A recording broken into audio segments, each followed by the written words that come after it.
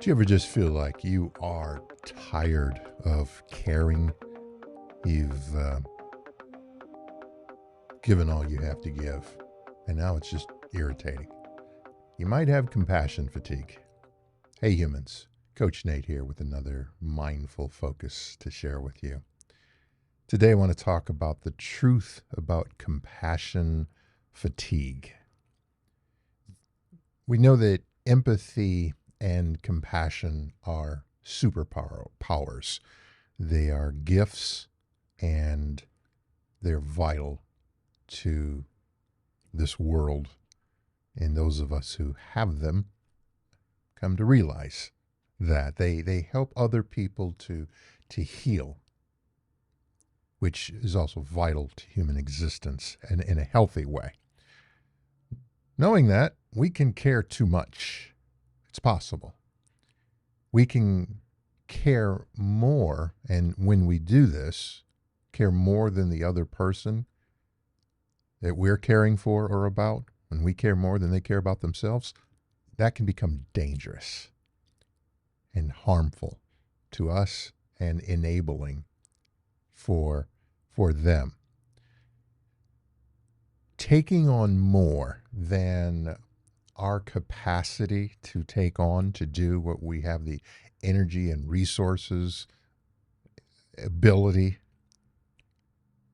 in a healthy way to do, it not only harms us, it drains us, not just physically, but also emotionally, psychologically, cognitively, and that is inevitably going to show up in our behaviors. There's it's not a matter of if, it's a matter of when.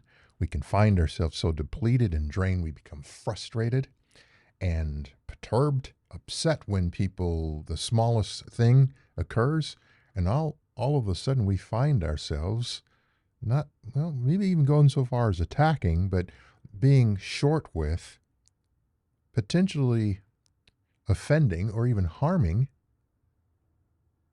verbally those that we care about, becoming upset with them.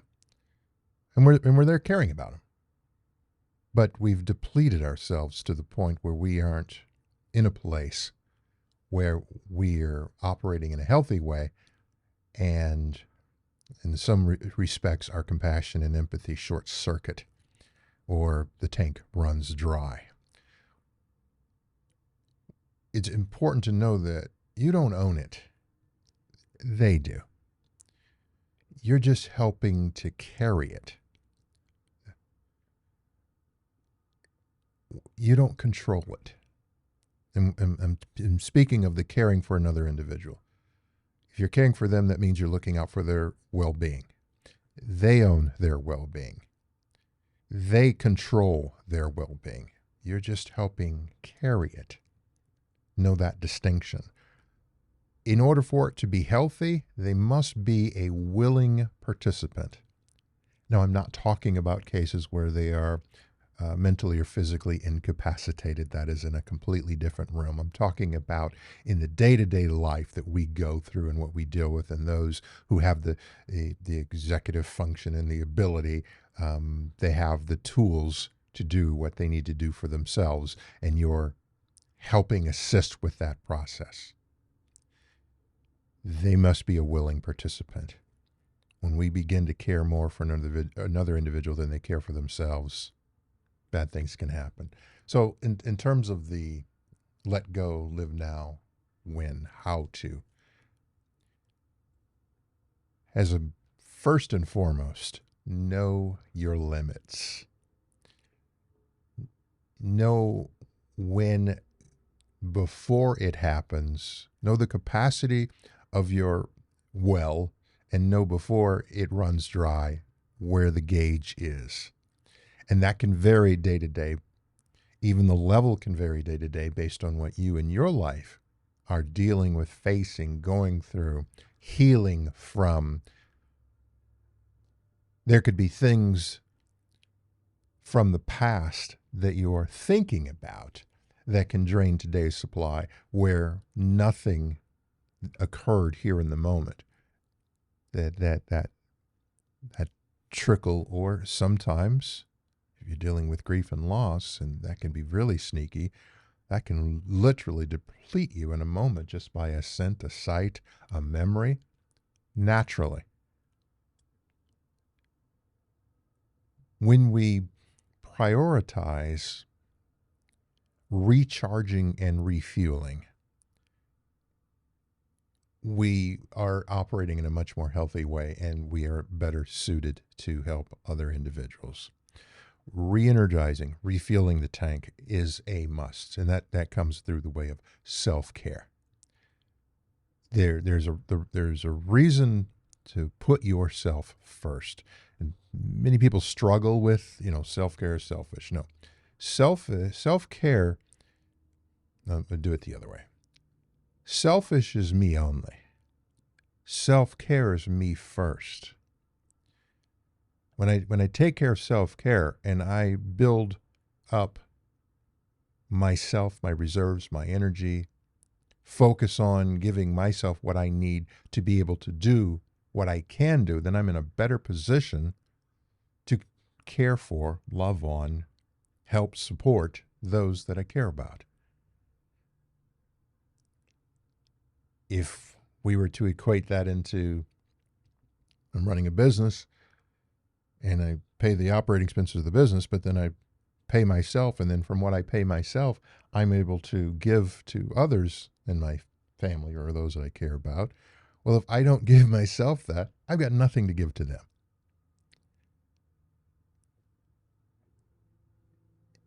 If I'm so worn out and worn down, and I have this pet who loves to go out and for a walk and experience the outdoors or interact, I've got nothing left to give to them. So the bottom line there is you cannot give from an empty cup. Some will call that a cliche. I call that a fact. If you take the cup and if there's nothing in there, there's nothing. We've got to put to refill, and that's what we're doing when we have compassion and empathy. We're going into that same cup, that same well, for ourselves, for anyone or thing that we care about, all in the same cup. And it's not bottomless. Now, if we're re-energizing, recharging, and filling that cup, and it's just constantly raising up, and then you've got the foam on top, and it's just spilling over, then people are benefiting from the overage, let alone when we decide to go in and pour some out. That's the optimal place to be, because if something were to occur or there was a great effort that was needed, or we find ourselves in a persistent state of being compassionate, being a caregiver, having empathy on a ongoing basis, we're focused on that and the cup is draining, and we can quickly lose sight of it, or something big can occur and all of a sudden it's drained. And now we can get irritable. It can interrupt our sleep, our eating habits, our all of the healthy habits that we developed can go right out the window, because now we're shifting into a survival mode. Not from, and that's the odd part. We then shift into survival mode, not from external challenges that are occurring, but because we're caring. In other words, from a good thing. And that's why it's sometimes hard to wrap our head around it, because we're doing something good. So even you can overdo good if you don't have the energy to be able to in this capacity, right? So learning to let go is an important step. Why would we let go? When we find ourselves caring more than the individual, caring more for the individual who doesn't care to that level, or doesn't care about themselves, doesn't care enough to invest in themselves, is futile. That's a behavior, that's a change that only they can implement by their desire. There's no forcing, pushing, Shoving, dragging, it's like chasing the wind. Futile effort. Drains us quickly. Know the quick drains. Apart from the external, the quick output drains are when we care more than the individual cares for themselves. And then, as I mentioned earlier, when you get burned out, that robs not only yourself, which is first priority, but it robs other individuals who you are supposed to be there for, whom you've been given the gifts to help, who you want to support and have compassion and empathy. It robs them of that because you've got nothing left in the tank to give, to share with them. And if you expend everything, either consciously or unconsciously, purposefully or unintentionally, then we miss out on these little, and it's generally the little things, the little opportunities to show kindness and compassion and empathy. All of that starts at home with yourself. I almost want to say that no one deserves more empathy from you, no more compassion from you than yourself. No, that can be a clear line. Who justifiably deserves to have you show more empathy, kindness, and compassion than you would show yourself?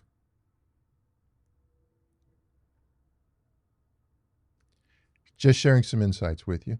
Feel free to try them or toss them. Both of those can be correct answers. Which one is something only you can determine for yourself? If this content resonates with you, please do give a like, subscribe, hit the notification bell so you are made aware when I post additional content like this. And please share this with someone that will help them in their life's journey. And as always, remember to let go, live now, and win.